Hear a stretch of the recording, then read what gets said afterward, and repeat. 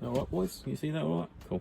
Right, so I've done the OD green on both sides of the gun now. I've done all my parts, it's all dried out. It dries quick because you're only doing a very light coat. I mean, that's touch dry now, it's been what, 10 minutes, something like that. So we're ready to start doing the sponging effect. And what we're going to do is obviously we'll spray the desert paint directly into the palette, just make a little pool of it. And what you want to do is you want to dab your sponge on it. Yeah, so I'm just, imagine I put this paint in there, get one side of your sponge nice and with paint, and then don't go straight to the gun, just dab it off, dab some of the excess off, all right? Because you don't want this to be sodding with paint, because you'll splurge it on there and it'll just be desert. You want it to be stippled effect, yeah. I've set my other gun up the back there, but you can't really see it. So we'll go ahead and we'll do a bit, and I'll move the camera, because it's on a tripod, I'll move the camera closer so you can see what I've done, but you'll sort of get the idea. So you literally give it a shake, and then just a little blast, little circle of paint in there.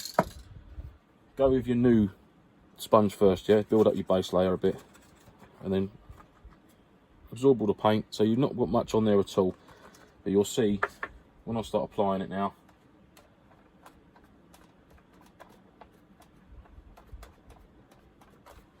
Let's get a bit more.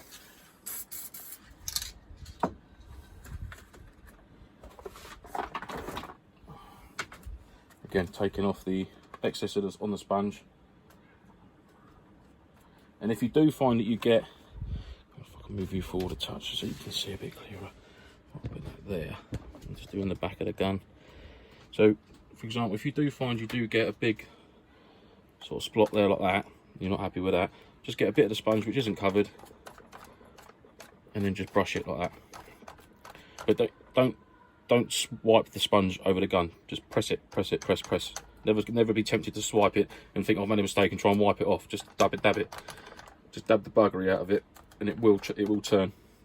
Okay, so just continue doing that with your sponge work along the gun, and we'll come to the swiping of what we're going to do with swiping in a minute, because you've got to take into account the working parts of the gun for that bit, for it to sort of really sort of pop out of you. So I'm just going to keep going through with this now, looking at the stock, and I'm just dabbing it on, just touching it up, and just slowly building up that layer all the way over. And on rails and stuff, don't be tempted to try and run inside it, just literally just dab it on. A bit much there, so I'm going to get another bit of sponge and just press it like that. That's all I'm doing, just pressing the sponge down there, and it will lift it. It will lift the desert paint off of it. So just keep going like that. And what you'll find as well is on protruding parts, like where you've got bolts, heads, and where you've got knuckles and joints. See, if you imagine on the edge of this Picatinny rail here, that corner, that's areas where stuff will collect. So don't be worried if you get a bigger build up on them. That all adds to it. All adds to the effect. So just keep going down all the way along. And what you want to do is, you're doing one side of the gun at a time, but what you can do is just roll the sponge over it, just so you get a start. And then when you turn it around, you're not completely blind and starting again, because you want to try and keep the same sort of level of build up. And what you can do with these sponges as well is, for like stocks, pistol grips, is put the sponge on it and then just close it around stuff, close it around and open it. So get paint. If I can tilt that tripod just down. Oh, I'll have to go back a bit, chaps. So see, for example there, I can just go around that and just squeeze the brush onto it, or pinch it on the sides, and then off it comes. Yeah, you with me? Let's move this camera. Let's move this camera down. Ah, there we go. Look, banging. So I can crack on with doing that, and we're going to work our way along the gun. So I'm just going to keep adding. You don't need a lot. Don't need a lot of paint. Just little sprays down again. And like I said, if you get into the detail areas, make sure that sponge is extra dry before you start working your way down there. Yeah. And that's literally, chaps, all we're doing is we're building up a layer of detritus and debris over the gun. And you'll see what I mean by like areas of the gun that pop out, the moulds. So you see there above the magazine housing, that raised area, that's going to get more dirt on it than what's behind it, and that will really help with the look of it. Right, I'm going to show you now with what I said about not sliding the sponge, about dabbing. Always dab. Areas of the gun that slide. My dust cover's missing, so I can't really do that. The cocking handle on the other side. But what you have got is you've got this runner here for the collapsible stock. So with a dryish, paint on the sponge, but dry, get a corner or an edge of the sponge, somewhere that's got a line, and then push it into it and just slide it down it. Not too many times, but just slide that bit, because that's a working part of the gun. So you want the sliding action there. Yeah? Get it in there and just slide it all the way along. And you can do the same with the runner that's going into the receiver. So just slide the sponge along it.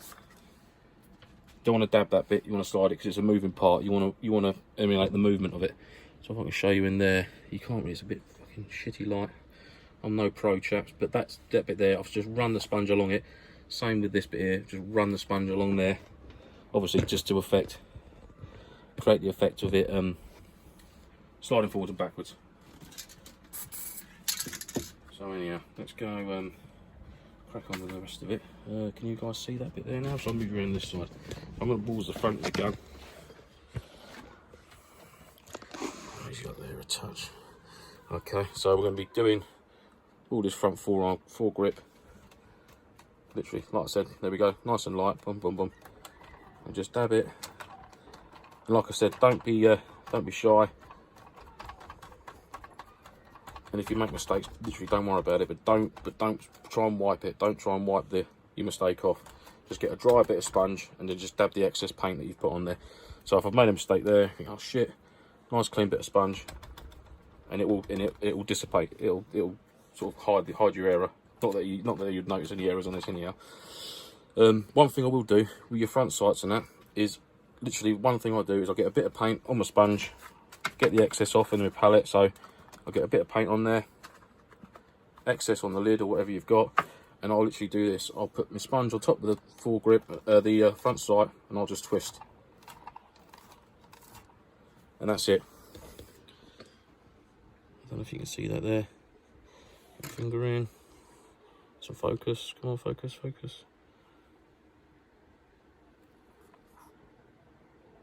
Yeah. Right, let's crack on with that.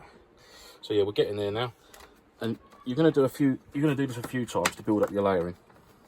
So just go all the way along the gun. Any nooks and crannies you want to get into, like I said, the drier bit of sponge, the better. It's better to do it a few times than one big blob and then have a right mess on your hands, because you can only correct so much with a clean bit of sponge.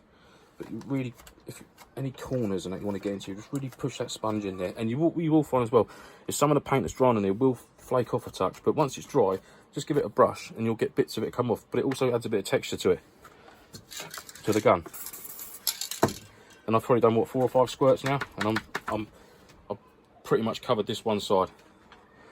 So I'm going to do a little less talking now and a little more work on it. I'm working my way down into the suppressor now area where I sprayed first when we first started. It was the other side when I've done the first video, but it's exactly the same.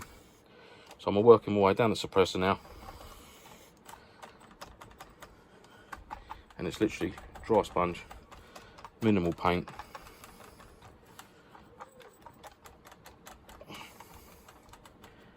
And with suppressors on the tip, on the ends, that's one bit I will wipe with the sponge. Let me try and get that set up there so you can see. There we go.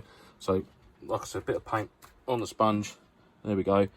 And I'll go from the, imagine that I'm starting in the middle of the suppressor where the hole is, and I'm just coming out to the edges. All the way around it. Yeah. And what you'll find is you'll start to build up a bit of paint around the lip of the suppressor. Around the bulbous end. Tony's bulbous end of his suppressor. Okay, so I'll show you that now. So you see there, and then obviously as you come round it, you'll start to pick up all the dirt pattern effect.